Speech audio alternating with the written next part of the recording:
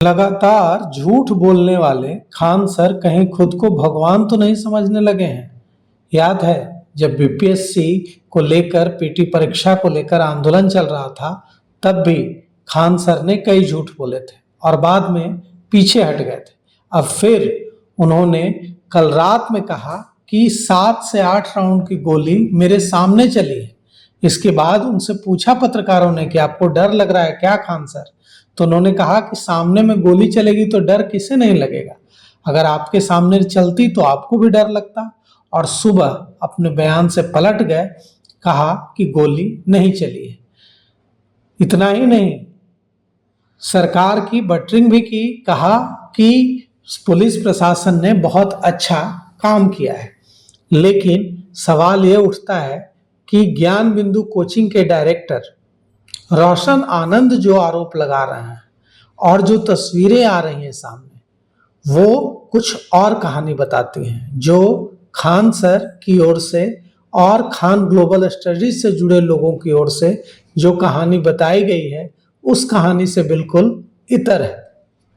Khan global studies और Khan sir की ओर से कहा गया है कि वे कम फीस में बच्चों को पढ़ाते हैं, बेहद कम फीस में बच्चों को पढ़ाते हैं, इसलिए उन्हें धमकी दी गई कि इतनी कम फीस में बच्चों को न पढ़ाएं।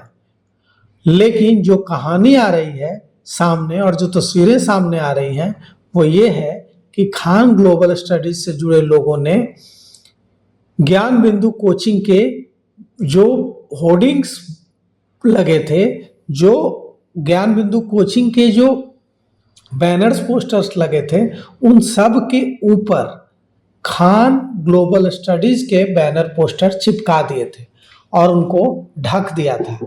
क्या ये सही है? और इसके बाद विवाद हुआ, इसके बाद मारपीट हुई।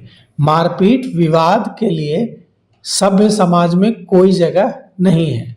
अगर ज्ञान बिंदु कोचिंग के बैनर पोस्टर होर्डिंग पर खान ग्लोबल स्टडीज के बैनर पोस्टर चिपका भी दिए गए थे, तो इसका ये मतलब नहीं है कि ज्ञान बिंदु कोचिंग के लोग, कोचिंग से जुड़े लोग हमला करेंगे और किसी गार्ड का जो 10-20 हजार रुपए की नौकरी करता है उसका मारकर सिर फाड़ देंगे। वो गरीब आदमी है, अपनी नौकरी बजा रहा है, उस पर इस तरह से जानलेवा हमला करना कहीं से सही नहीं है। लेकिन यह जो विवाद है, यह विवाद बेहद कम फीस पर पढ़ाना नहीं है, बल्कि ज्ञान बिंदु कोचिंग और खान ग्लोबल स्टडीज के बीच की लड़ाई का नतीजा है। यह क्रेडिट वॉर और पोस्टर वॉर की तरफ इशारा करता है।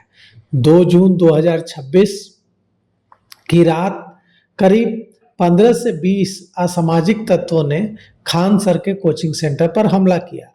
कोचिंग दफ्तर में जमकर तोड़फोड़ की, पोस्टर फाड़े, पथराव किया, सुरक्षा गार्ड चुन चुन को बेरहमी से पीटा, उसका सिर फट गया, उसे पीएमसीएच में एडमिट कराया गया। Patna police, SSP, city SP मौके पर पहुंचे। कन्हैया सिंह की शिकायत पर 4 नामजद और लगभग 20 अज्ञात लोगों के खिलाफ मामला दर्ज किया गया। पुलिस ने ज्ञान बिंदु कोचिंग के डायरेक्टर रोशन आनंद और उनके 2 सहयोगी गौरव और अभिषेक को अरेस्ट कर लिया। खान सर ने आरोप लगाया कि कम फीस को लेकर पढ़ाने और बड़ी संख्या में रिजल्ट देने के बाद ज्ञान बिंदु कोचिंग सेंटर के लोग नाराज हो गए और हमला कर दिया। उन्होंने यह भी कहा कि मेरे सामने 8 से 10 राउंड गोलियां चली हैं, लेकिन बाद में खान सर अपने इस दावे से मुकर गए। खान सर कई बार अपने दावे से मुकर गए हैं और जब आरोप लगाते हैं तो वो एकदम सबूतों के होने की बात करते हैं। बीपीएससी पीटी परीक्षा फिर से कराने को लेकर जब आंदोलन चल रहा था, तब भी उन्होंने एक से एक सनसनीखेज आरोप लगाए कि कैसे ट्रेजरी से क्वेश्चन पेपर लीक हुए हैं, कैसे ट्रेजरी से ले जाया गया है क्वेश्चंस पेपर, और तमाम तरह के आरोप लगाए।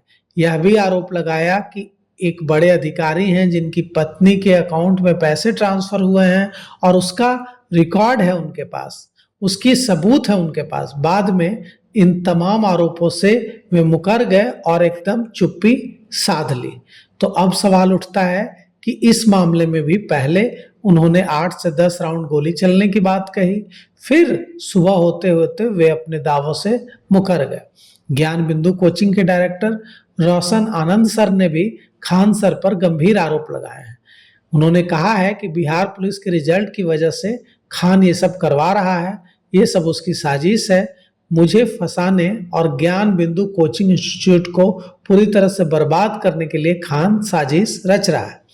ज्ञान बिंदु कोचिंग के डायरेक्टर रोशन आनंद सर ने कहा कि कल रात कोई गोली नहीं चली, लेकिन यह बताया गया कि हमारे लोगों की ओर से फायरिंग की गई है।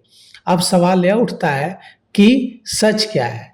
गुरु रहमान कहते हैं कि ये दोनों कोचिंग वाले खान सर और रोशन आनंद सर ये दोनों नौटंकीबाज हैं।